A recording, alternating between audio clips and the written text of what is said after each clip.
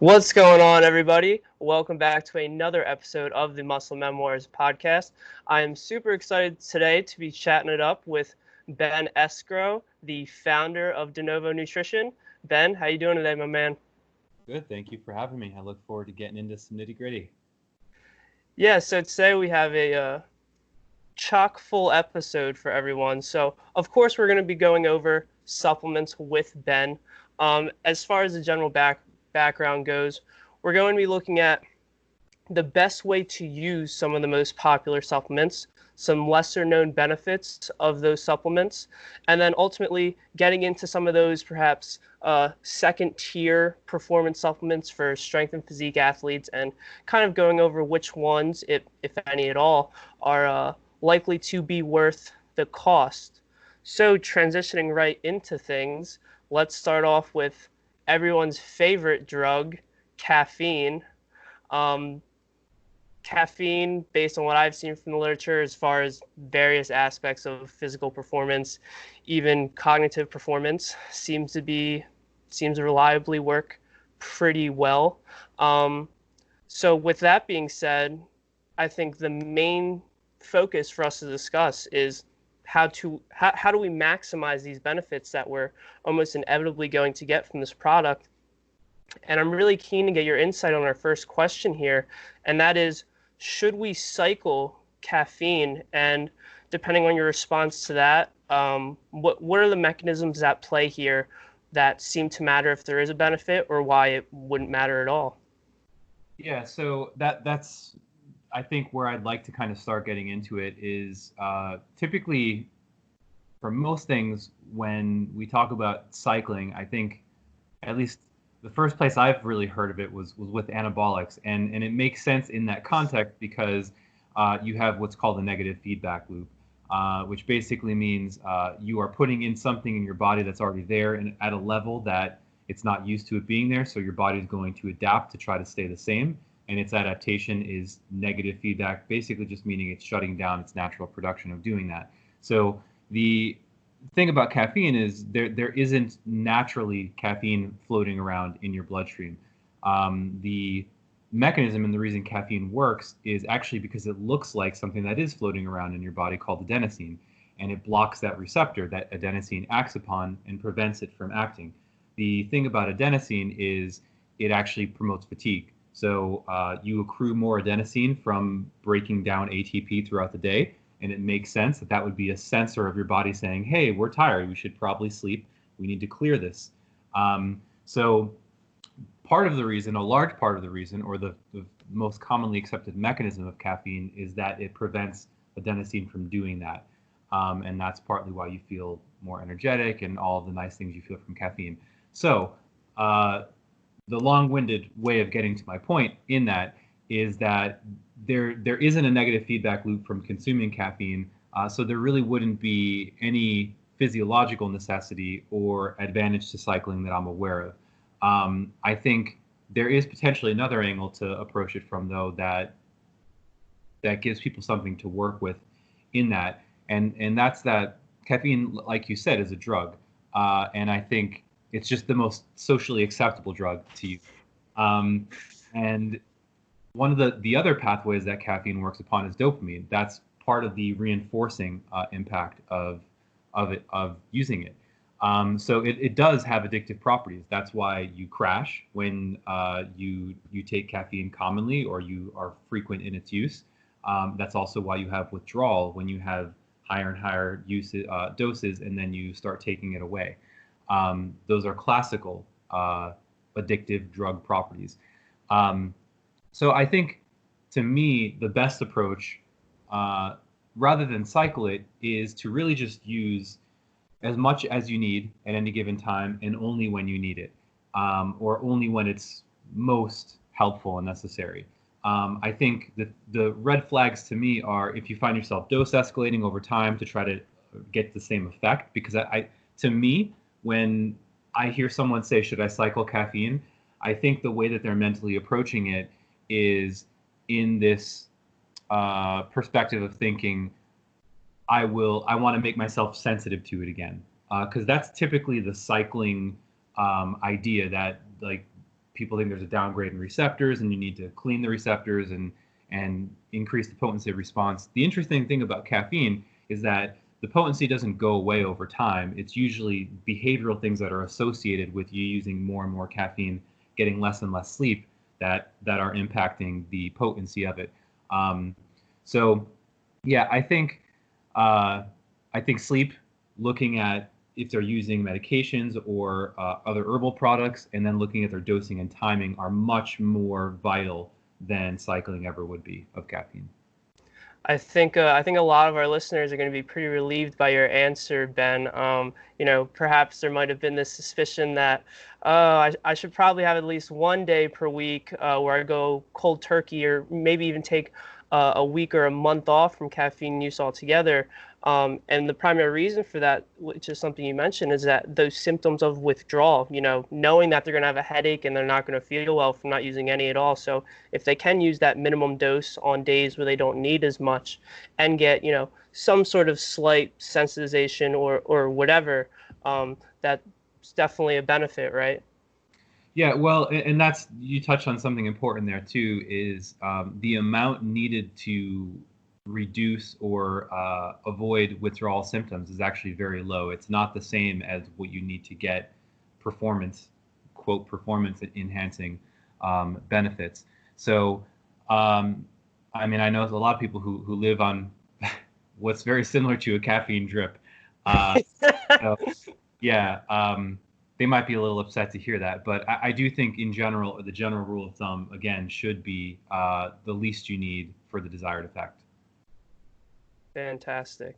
So with that being said, I think it's safe to move into our next couple of topics related to caffeine use, and that would be timing.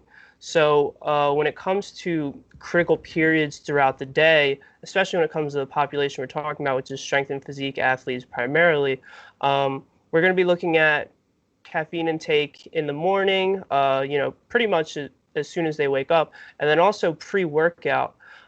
So first things first, let's talk about caffeine intake in the morning.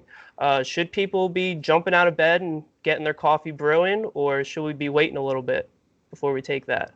Yeah, so I think, and this is where I tried to sort of, prime some of the conversation on caffeine in the first question is, it's impossible to avoid talking about mechanisms.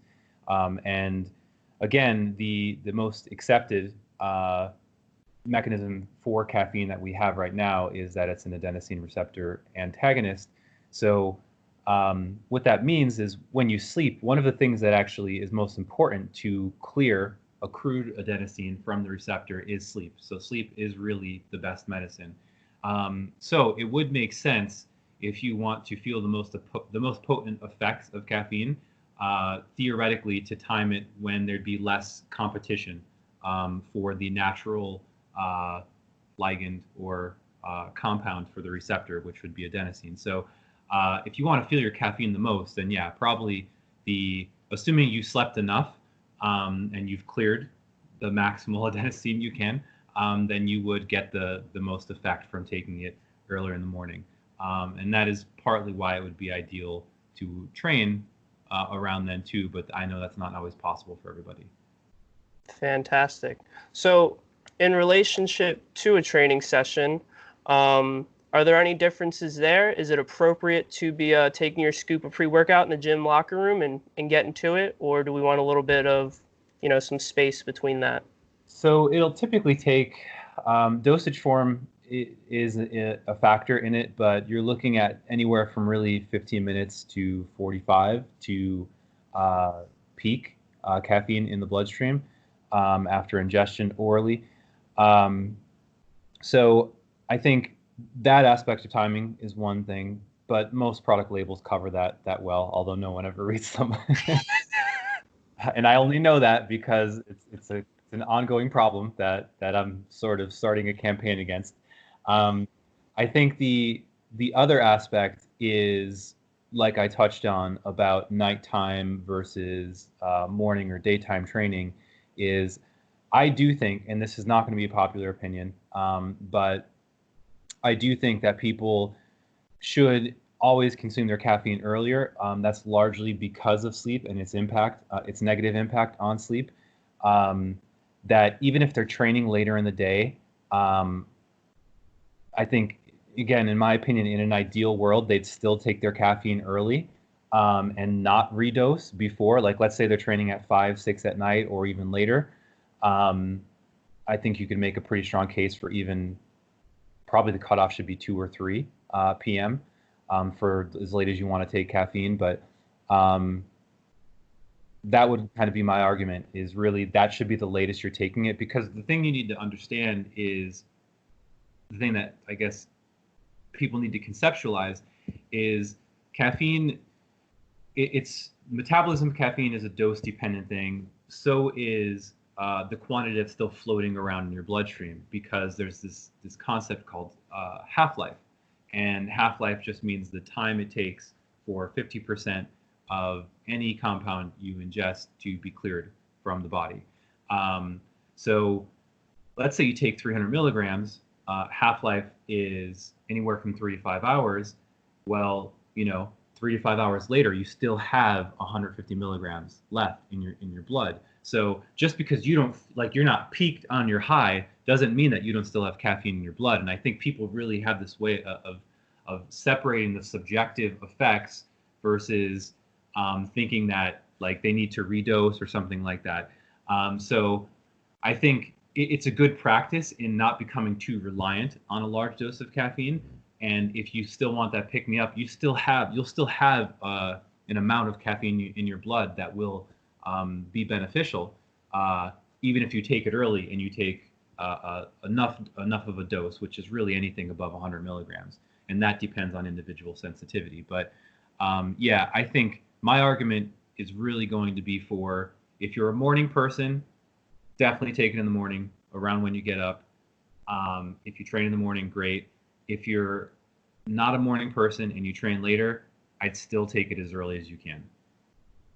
You touched on a couple of really important points there that I want to dive into further. But first, in the context of training at night and dosing your caffeine earlier in the day, at least as far as people I know, it seems like people use a pretty large bolus in the morning to get their day going.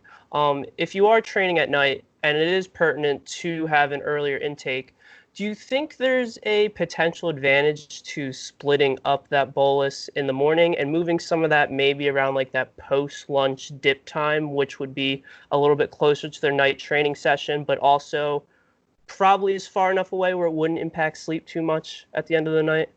Potentially. I guess the one area where you can't, like, it's undeniably better is, if you take this 200 milligrams, let's say you're taking 200 milligrams a day, and you have either the split approach or the 200 milligram bolus dose. Well, you take in the 200 milligrams bolus in the morning and you train at 5 p.m. at night, you're going to have a lot less floating around, versus if you take 100 milligrams in the morning and then you take 100 milligrams again at noon, again, just based on half-life, you will have more floating around in there. So it's difficult to say, because again, there's so many conditions that affect the subjective feeling of what you feel from caffeine. But yeah, on paper, I would definitely say that the split would be the ideal in that situation. But again, sensitivity is an important aspect in that I do know some people who can. I've never seen anybody take a pre-workout, go right to sleep, but I do know of people who can drink a cup of coffee and go right to sleep after that. I can argue the quality of sleep probably is not as great. They are asleep, but and see how quality that is. But again, I'd make that case that I'd still try to take it as early as I can, even if you're splitting it up. Very cool. You mentioned the half-life of caffeine a couple of times. So just to reiterate for the listeners, what is the average half-life of caffeine? And then what I really want to get into is potential individual differences in the metabolism of caffeine, and just how quick or how slow some people can metabolize this. Yeah, so that's why it's a range. So half-life, again, like I said, is the time it takes for 50% to clear 50% of any compound from the body. And it is given as a range, even in the literature for caffeine, and that is because there is such an individual, a variable response to it. It is 3 to 5 hours, and largely what's accounting for that difference is the expression of an enzyme called CYP, which is cytochrome P450-1A2. It's just a liver enzyme. It's just a very specific subfamily of liver enzymes. That one specifically, or what this whole family, the CYP enzymes do in the liver, are largely phase 1 metabolism, which is basically it's oxidation. It's oxidative change. So basically, what they're doing is usually making compounds more water soluble by adding oxygen to them, and that's what CYP1A2 does to caffeine. But that expression is different in multiple individuals. It's also an enzyme that is impacted by environment.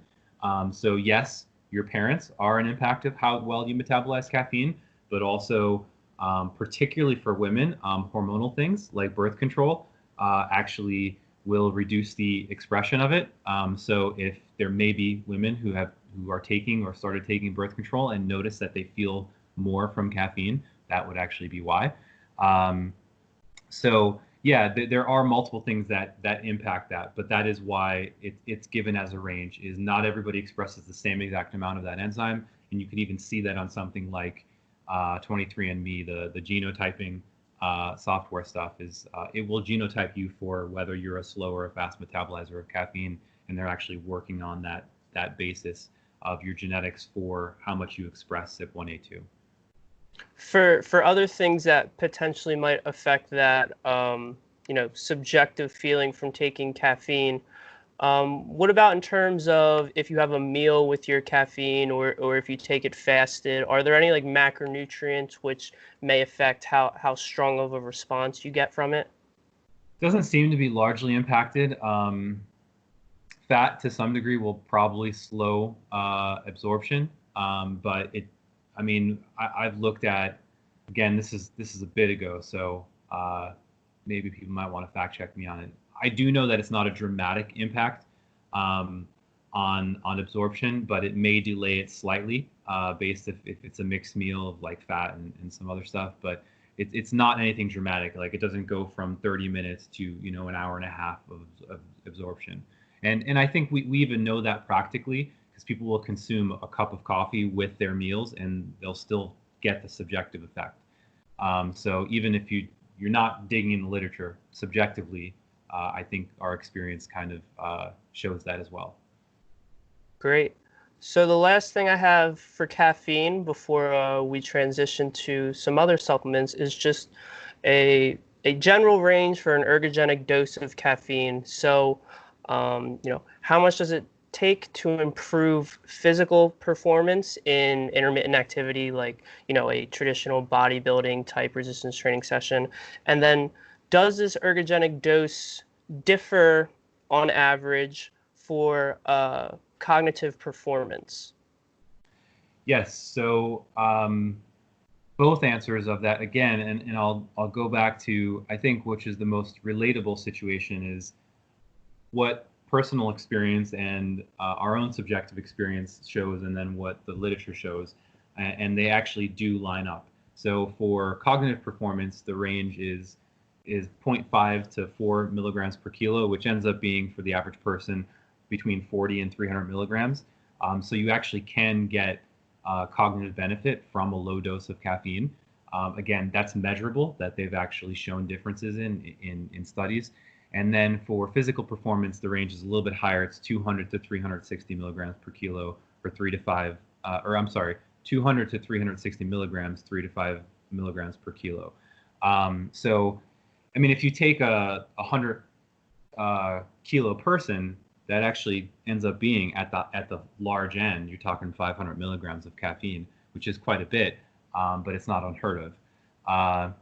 Typically beyond that point, you're not getting any kind of additional benefit. So I would really consider that the ceiling. I know also the ceiling as considered by like the top dose that is still considered healthy, where it doesn't negatively impact you, is 400 milligrams a day. I don't think there's a coincidence why a lot of pre-workouts will dose that all in one dose. They will ride that line happily. I think there's better ways to go about it. But yeah, so you can get, like, the point is you can get cognitive benefit from a lower dose. Typically the physical takes a little bit more, and it will be partly body weight dependent. Excellent. So a lot of people might be listening to this. You've sold them on the idea of some sort of partial cycling of caffeine, and maybe they're thinking, well, the primary reason I use caffeine is to benefit my training performance, right? So maybe they decide, okay, I'm going to go with the minimum intake on my off days so I don't experience headaches or any other withdrawal symptoms. But they also kind of notice that cognitively, they're not firing on all cylinders. So they might be interested in some other cognitive boosting supplements. And so this would be nootropics, which has become a pretty trendy subject. A variety of ingredients have been discussed, and something that primarily comes to mind is something like lion's mane. Based on your research, you do have a nootropic product at the Novo Nutrition. What have you found? Are nootropics beneficial in general? Are there certain ones that seem to have more evidence than others? And how do their effects compare to caffeine? Yeah, so it is definitely a blossoming field. I am biased towards, there's a reason that I put in our products what we put in, and that is largely based on the direction of what is published and what I consider valid versus invalid findings, and then what I consider something that can be weighted heavily as this is likely to do something, and something that seems like it's still very premature in, I think, its applicability towards improving cognitive function. So I think in general, it's difficult to explain nootropics because they all have different classes and work on different pathways. But to contrast them to caffeine, caffeine has a very specific mechanism. It also is a stimulant. Not all nootropics are stimulants, but they all do influence neurotransmitters. So that's where they'd all be common, is caffeine and other nootropics all influence neurotransmitters, usually different ones. So something like alpha GPC or CDP choline, Cognizant is the trademark brand of that. Those would be cholinergics. So they'd be different than caffeine in that they're not working on adenosine, they're working on acetylcholine. And then something like L-Dopa is working on dopamine directly. So the concept in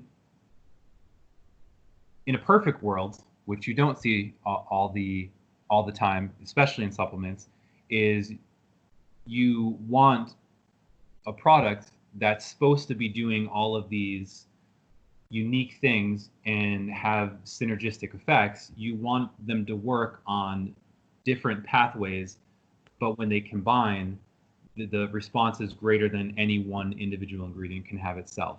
And you don't see that a lot, especially within this category of nootropics, because one of the things I see, which actually is kind of blows my mind, is people will put in ingredients that actually conflict with one another for either absorption or on mechanism.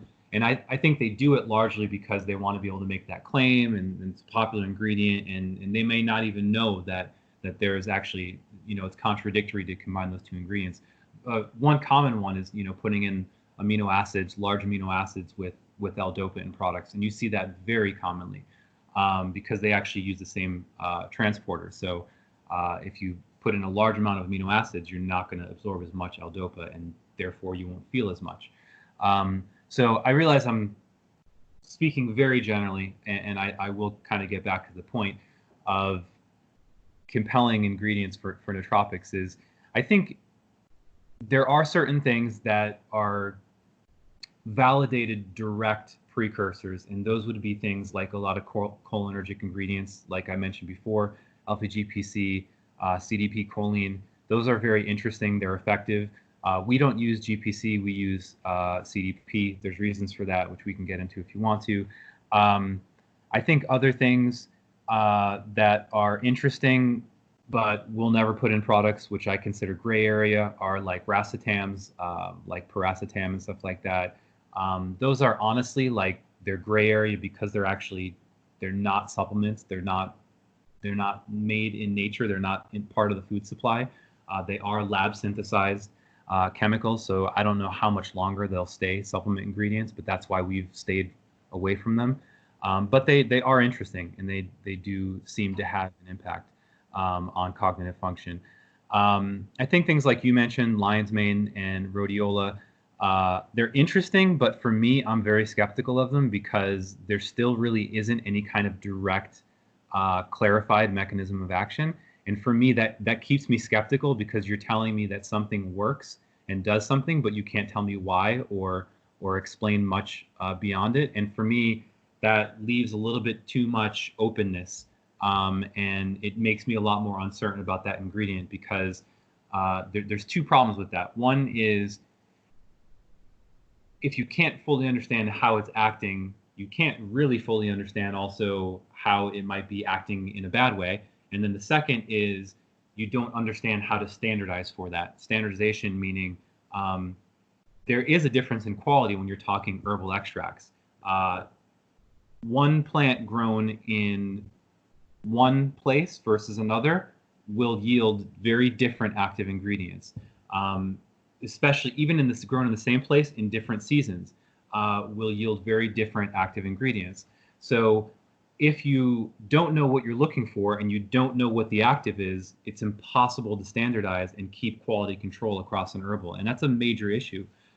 That's why even in our formulations, we only use licensed herbals. And that's not as important for something like a creatine or a beta-alanine, but it is very important for plants because you want to make sure you're keeping a minimal level of the active so people continue to get the same response every time they use it. And I think that's a major, major reason for a lot of herbal products that they're very much hit or miss. Yeah, I mean, those are some absolutely excellent points. And like you mentioned, these things are operating on different pathways. So if we don't know exactly how this product performs its effect, we just know it's positive. Well, it doesn't mean if you throw it in with a bunch of other ingredients that it's not going to have a negative interaction. In reference to those pathways, and potentially a synergistic effect of a nootropic with caffeine, if the nootropic works on the same pathway as caffeine, would that be redundant or would that make it synergistic, or is it way more complicated than that? No, that's a good question. There's actually two things, since you mentioned something that I do want to elaborate on, and then I'm going to get to that question too. I think the important aspect that you said is people will throw stuff in and they won't really consider.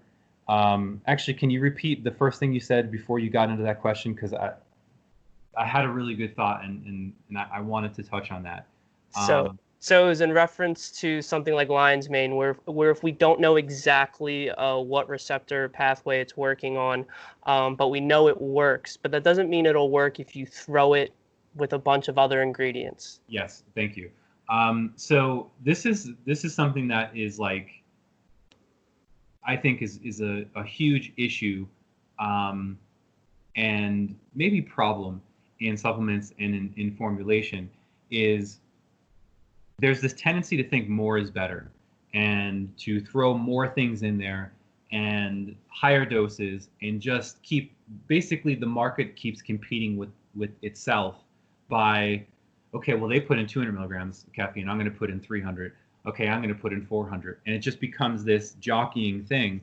And I could see reasons for that happening. One of them being that some of the really appealing ingredients of the past are no longer able to be used, things like 1,3-dimethylamine. So they've defaulted to the safe thing and just dosing it higher, which is, they're now doing with caffeine, a lot of these companies with pre-workouts. But I think the issue is, and this is why I will always default to a more minimalistic formula versus a more kitchen sink formula, is the more things you add in, the less predictability you have, the more chaos you enter into the equation. Because you really don't know. Like, you can take a study and say, okay, well, this showed that 200 to 300 milligrams of caffeine was great for cognitive function. That's one independent study. Another independent study showed that 500 milligrams of CDP choline was great for cognitive function. They did not combine the two. That's very important. That's a very important note, because yes, both these two studies independently show that they benefit, but they didn't show what they did when they're taken together. And that's very, very theoretical. And a lot of formulas are built upon that theoretical framework. And I just really think when you get to the point of where you're just throwing 20, 25 things in there, there is no way these people or companies have any idea what's happening, or even have any idea if half of those things are necessary. So I think both from an economical perspective of putting stuff in that we don't know if it's going to do something and spending a lot of money for it doesn't make sense. And then on the other end of control of people's response to that product, I think, to me, minimalistic makes a lot more sense, because then you just dose it right and you put in stuff that is a lot more predictable of an impact. So anyway, I wanted to touch on that because, as you may have noticed, that's very much a personal beef I have with supplement things in the supplement industry. But your second question, I forgot now because I went so deep into that. So. Well, I kind of want to expand on your point a little bit more, so maybe I'll forget the question as well, but hopefully we'll get back to it. Yeah, so like you mentioned, I'm quite familiar with Novo Nutrition, and I would say to the consumer who might not be as into the science, your supplements might look boring, right? There's like 5 ingredients in a pre-workout or a nootropic, but they see over on this other one, they threw the whole kitchen sink in there. There's 25 ingredients, but that's the thing. You are looking into the finer nuances. It's not, lion's mane showed this improvement, so obviously it'll do the same thing, if not more, if you combine it with 30 other ingredients. Well, that's definitely not the case, and a negative outcome might be more likely than not in that situation. And then, not to mention, with these kitchen sink formulas, you have all of these eye-catching names. Some products that we're going to get into, like beta-alanine or beetroot, but the fact they throw so many of these in, they underdose all of them. So now those aren't effective either. So for a variety of reasons, there's so many reasons why being a minimalist is probably superior, and it's the way to go, and it's probably what you want to see with your supplements, and why I would recommend to everyone to look into Novo Nutrition, because you have someone formulating these products who's not only putting in an ergogenic dose, but they're looking at how do all of these ingredients interact with each other. And again, we're not going to move past 5 ingredients and put in 7 or 8 if we don't know if this ingredient is going to positively or negatively interact with these others that we know go together well and that they do work. Yeah, it's, you know what, I get it. It's a lot of work. It is to look into, I think, that level of detail on each ingredient you're using. But I wouldn't do it if I didn't think it was worth it. But yeah, I think everything you said, I appreciate you mentioning us, but I also think everything you said is totally correct. And again, it just seems to be this sort of runaway train in supplements is just putting in as much as you can. And you know what, we've even had that. We've had posts like that on some of our Instagram posts of people saying there's no way that this does that. And I think immediately when someone says that, I know that their basis of knowledge about supplements is based upon the marketing of other supplements. It's not upon anything deeper than that. And it can get frustrating because it's funny because people think, I understand the global skepticism of supplements, and I think that's a good thing. But now they're so skeptical that they're skeptical even of the people that want to help them. And that's a challenge. And I wouldn't be doing this if I wasn't up for that challenge. But sometimes it's like, man, I'm trying to help you. Like, like just give. And that's why when I answer them in a way that is, I'm trying to actually engage with them in a conversation, but it never happens. As soon as I respond, they never respond back. It's almost like people just want to hate and not actually be conversational about it. But hopefully some of those people will listen to this. Hopefully, yeah. Social media is a very interesting place and unpredictable at times. I do remember the follow-up question, and that is if caffeine and a specific nootropic are working on the same pathway, will that effect be redundant or synergistic, or does it really just depend on the specific one we're talking about? So if it's working on the same exact mechanism, you will most likely see an increase in response, meaning subjective feelings, up to a point. So there's a ceiling effect. Once you've saturated a receptor, you won't get any increase in response. So let's say, now we're speaking completely theoretical. Let's just say that 100 milligrams of caffeine saturates the receptor, and you will not get a greater response, at least for the effect that you want, talking about the stimulation from caffeine. So if you add in something that works upon, I think it's adenosine A1 receptor that specifically that caffeine works upon. So let's say that you find another ingredient that works exactly on that same one, and you put it in with the 400 milligrams of caffeine, you will not get an increase in response. Now, here's the challenge of that, and this is, again, why it's hard to just give you a black and white answer, is when you're talking about herbals or botanicals, if they're not pure, if they're not, like lab made or lab purified, you are getting something beyond just the active ingredients. So let's say the best example of this is 99.9% pure caffeine anhydrous versus green coffee bean extract. That, let's say they standardize it for 60% caffeine. Well, there is a big difference between the two of those. So yes, they're both a source of caffeine. One is just caffeine. The other one is caffeine plus 20, 30 other things that are in that plant. So when you're talking botanicals, you're talking other things that may have off-site effects beyond just that main direct mechanism of action. So maybe there will be additional synergy, but if you're talking purely adding caffeine plus another pure ingredient that works in the same exact pathway, it's really no different than putting in caffeine. So that's why the complementary pathway approach just makes a lot more sense. That's why something like if you had caffeine and then nicotine, you will actually heighten the response because there's overlapping pathways in there. So it's working on two different things, plus there's going to be some overlap. Cool. I think that was some super great nuance there that a lot of people are definitely going to appreciate that. All right, so that wraps things up for caffeine, and transitioning into another ingredient with a ton of research behind it, creatine monohydrate. It seems pretty clear that this is probably the best supplement when it comes to strength and muscle hypertrophy adaptations, but creatine has a lot more going on than just making your muscles bigger and being able to put a little more weight on the bar.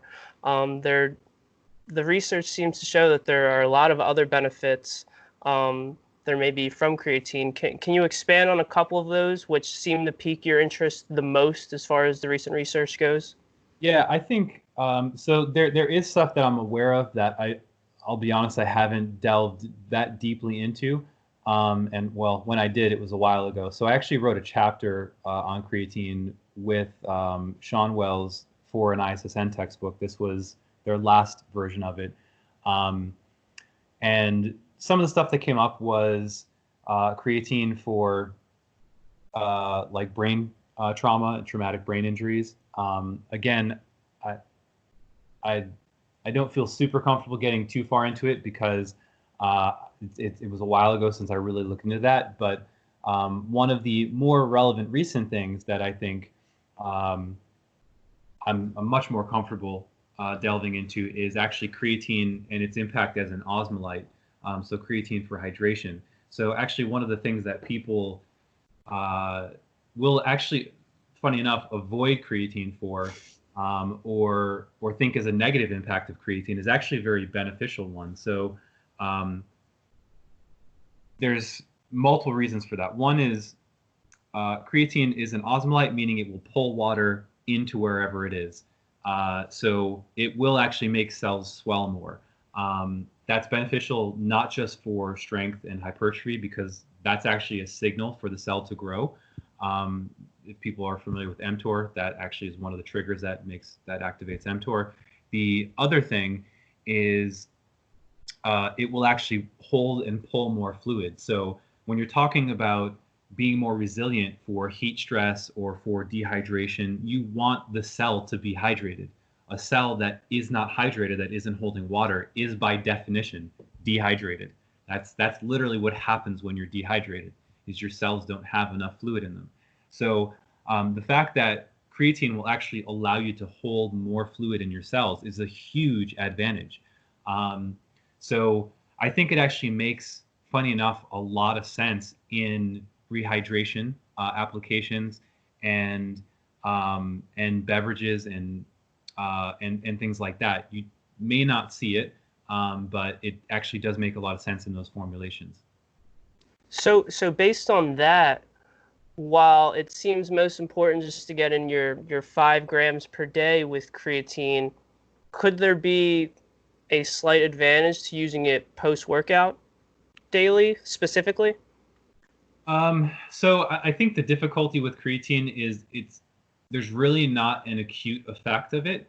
So even the cell swelling aspect is because of the intracellular stores of creatine, which takes a while to saturate. That doesn't happen immediately. So just like when you take it and you first start taking it, it'll take a while before you actually saturate your stores of creatine. It's the same idea. As long as you're saturated. I don't think there's really much more you can do or much added benefit. So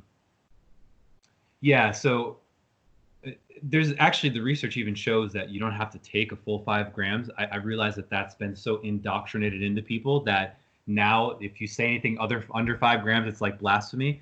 But the range is actually 3 to 5. So you can even go as low as 3 and still maintain creatine stores. So whether or not people want to take my word for it or look into the research, you actually probably can use a little bit less creatine and still get all the benefits from it. But yeah, as far as acute timing, I know there's been talk throughout the years of differences and where it might make sense or not, but I think it misses the aspect of that the adaptation or the adaptive response to taking creatine is by nature chronic, meaning even if you get better transport and absorption acutely, it doesn't matter for saturation, because once you're saturated, you're saturated. Cool. Yeah, I have seen that general range of 3 to 5 grams. I'd be interested to know if you've seen anything else as far as like a grams per kg recommendation, or really just that general range. Yeah, there is. I don't remember it, unfortunately. I know it falls within that range for the average person. Yeah. So I think it's probably 0.3 to 0.5 grams per kilo. But that's just a guess. I don't remember off the top of my head. Okay. So I think that covers it for creatine, and I kind of want to move into these second tier supplements, which they don't have nearly as much literature to support their efficacy, especially when it comes directly to strength and physique athletes. More so, we see improvements in intermittent exercise performance, more like sports, so maybe like a 400-meter sprint when we're talking about some of these, and that includes things like beta-alanine or beetroot. And then another one that comes to mind is citrulline malate. So if we're talking in the context of a strength and physique athlete who has some disposable income, they want to maximize their performance. Are any of these worth it more than the others for improving their training outcomes, or are there any that I didn't even list that you think are superior? I would say in hierarchy, I'd probably say I would spend my money first on citrulline, then probably beetroot, then beta alanine. I think other things as far as ergogenics, there's really not much that like anything that is kind of out there or coming out there is really has a lot of proving to do in reference or relative to something like creatine, just because creatine has amassed so much now over the years that it's pretty much undeniable that it's safe, it's effective. I think citrulline is interesting. It's interesting for multiple aspects. One, in that we know that it will increase nitric oxide. It seems like that's where most of the ergogenic benefits are coming from, not the malate, because we've had malate salts before in stuff. Like there's been creatine malate, there's malic acid in fruits.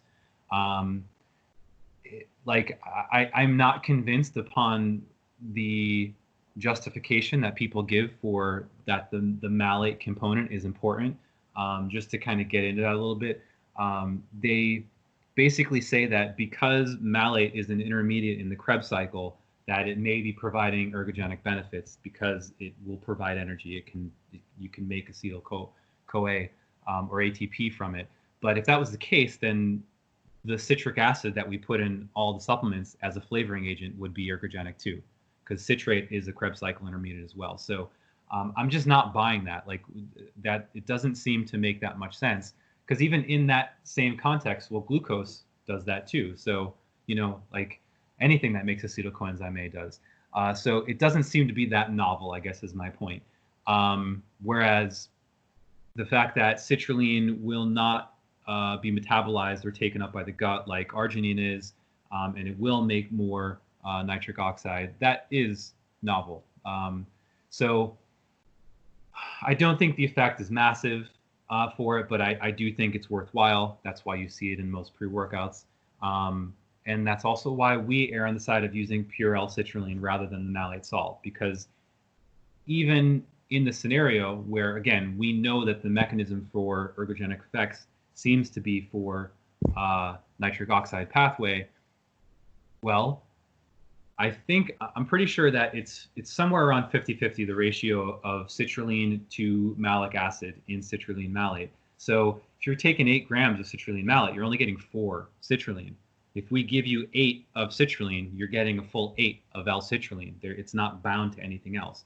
And solubility is not a limitation. L-citrulline is a soluble amino acid. So that's my case for citrulline. I will rest that case unless you want to come back to it.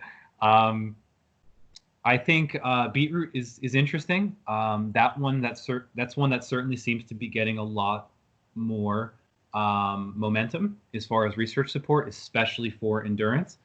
Again, it's basically the nitrate in beetroot is a direct precursor to nitric oxide. So to be honest, I actually think there's probably more potential in beetroot than there is citrulline. I think there's some difficulty in formulating beetroot based products. One, because it's beetroot, it's sort of chalky. The solubility is not great. It's going to turn anything that you put it in red. And it does have a taste. There are other sources of nitrate actually that I've found that are actually higher than beetroot is. So beetroot is around 2-3% by weight nitrate. Spinach and I forget what the other one is, but they can be up to 10% nitrate by weight. But again, there is a limitation in formulating because these are earthy tasting mixing ingredients. But I think that's interesting. Even if you want to have beetroot juice, I think that's interesting. I do think it's worthwhile, especially if you're an endurance athlete. The only potential drawback, and this may be the other aspect of why we don't see so much beetroot, is there's somewhat of scares and concerns about nitrate and stomach cancer, just because there are associations in lab animals where they've fed high amounts of nitrate, and they actually grew tumors. We know why that happens. Actually, nitric oxide is a radical. So obviously we know free radicals aren't a great thing to be causing and having more floating around. But in the stomach, I think it's inorganic nitrate and acid.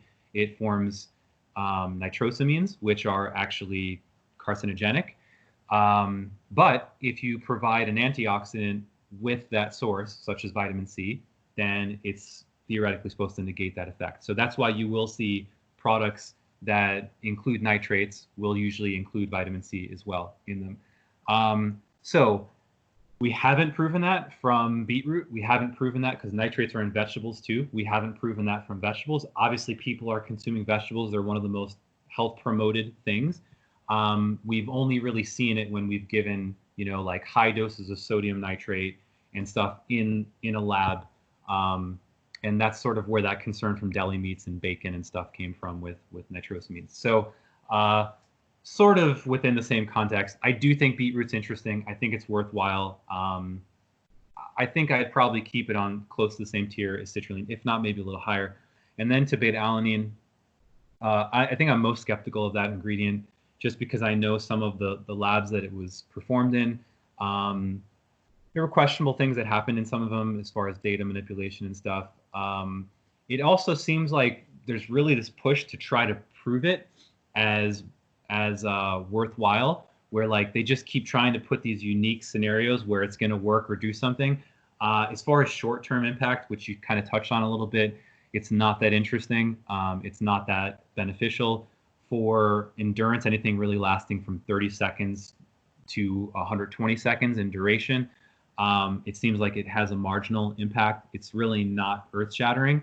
I think really it's caught most of its momentum in the industry because it makes you tingle and people associate I feel something with it's working. So I sort of had a bit of a campaign against beta-alanine. Now I'm reaching more of a middle ground where if you want it, fine. I don't think it's really that impactful. It's not going to hurt you. But again, you said disposable income. If you have the money, maybe it'll do a little something. I don't think it's going to lead to this really dramatic, tangible impact. Again, in theory, it makes sense. And in my personal opinion, I think it makes the most sense if you combine it with something that will actually buffer a different component in the body. So this will be the last thing I'll talk about. So beta-alanine, the mechanism for it is it will increase intracellular carnosine. Carnosine is a buffer, meaning it resists change in pH inside the cell. So what that means is you're buffering the inside of the cell. Well, the problem is whenever you're doing any kind of muscle activity, you can create an acidic environment in both places, extracellularly and intracellularly. So to me, it would make more sense if you actually combine a buffer that's extracellular and also an intracellular buffer. And that's where actually in our formulations, we use high doses of citrate salts. So actually citrate is an extracellular buffer, and that's validated. Even if you wanted to try to prove it and you didn't believe me, you can actually take a lot and urinate and test your urine with the pH strip, and your urine pH will go up. So I did that in development to make sure that that's how I know. I did that in developing our product. So it definitely does do that. And so to me, I think if you want to get the most out of beta-alanine, that's a scenario where you're really going to fine tune and tweak it to get the most, because you won't just be buffering one component, you'll be buffering both. Yeah, no, that was fantastic insight, Ben. I know everyone is going to love the details. I think that's something that we do pretty well on this podcast, is diving into the nitty-gritty details, and I think that's really what a lot of our listeners appreciate. Um, Touching on a couple of points you mentioned there, if we have L-citrulline at the top of this hierarchy, and if we focus on that, especially since from what I've seen, beetroot can be pretty pricey, and as far as I know, somewhat recently, Eric Trexler, I think, has written about kind of some quality concerns and just how much a product can vary in its quality. So if we lock in on L-citrulline just real quick, citrulline malate in ergogenic dose appears to be around 8 grams. So if we just use L-citrulline, is 4 grams in ergogenic dose? Yeah, well, again, if you're talking the yield of citrulline, and if citrulline is what we can attribute the ergogenic effects to, which I completely believe it is, I would need my own study, I think, to back that up, because there's everything right now is on the malate salt. But yeah, so if you just did the simple math, then yeah, 4 grams of pure L-citrulline would do it. Cool. Got it. So in fear of opening a can of worms here, because you've already been extremely generous with your time, something that comes to mind that you touched on was beta-alanine, the fact that it makes your face tingle. So when it comes to all these performance-enhancing supplements, we know the effect size is pretty darn small. Maybe you take L-citrulline and on your 3 sets of bench press, you got 1 more rep on bench press. That's going to accumulate and matter over time, but really we're splitting hairs. But when it comes to something like beta-alanine, though the research might not specifically support its use, it makes your face tingle. It makes you feel something. And we know how powerful the placebo effect is. So, I mean, what are your thoughts on just the potential, if you have the income, of adding beta-alanine to your pre-workout stack and just getting to have that perception of your face tingling and being like, oh, that's it. It's go time. It's time to crush this workout, and just the potential positive impact on performance that can have for people? Sure. I mean, hey, if that gets you more performance, then absolutely. Like I said, I mean, we know it's safe to consume. So if that does it for you and you find that it helps you perform better, not like it actually measurably helps you perform better, not your perception of performing better, maybe even your perception of performing better, then sure, add it in. Because again, the one thing we definitely know is it's not going to hurt you. So I think I tend to have sort of a hard line on ingredients where I'm going to be I'm going to have a lot more scrutiny whether I'm adding something in or not. And I don't think the average consumer so much does, which makes sense. But I think that's why it's stuck around. I think that's why it's still popular. I think that's why it's still included in everything. I honestly think even if a study came out and said it's completely useless, it does nothing, I think people would still want it to stay in because of that reason. It's almost like a switch that people say, oh, time to work out, Absolutely. All right, Ben, that's all I got for you today. Thank you so much for your time. I know the listeners are going to enjoy this conversation as much as I have. For people who aren't already following you, where can they get some de Novo Nutrition supplements, and where can they hear more from you? So for me personally, Instagram, it's just at Ben Esgro. On Instagram for de Novo, we are at de Novo Supps, and the website is denovosupps.com or de Novo Nutrition. It'll redirect you. And yeah, you can reach me through any of those channels as well. But thank you for having me, and I enjoyed the conversation too. I hope it was helpful for people. Absolutely. All right, everyone, that does it for another episode of the Muscle Memoirs Podcast. As always, the video content will be up on our YouTube channel, and you can listen to the audio for this episode on all major streaming platforms. That includes Spotify, Apple Podcasts, and Stitcher Radio. Until next time, thank you for joining us.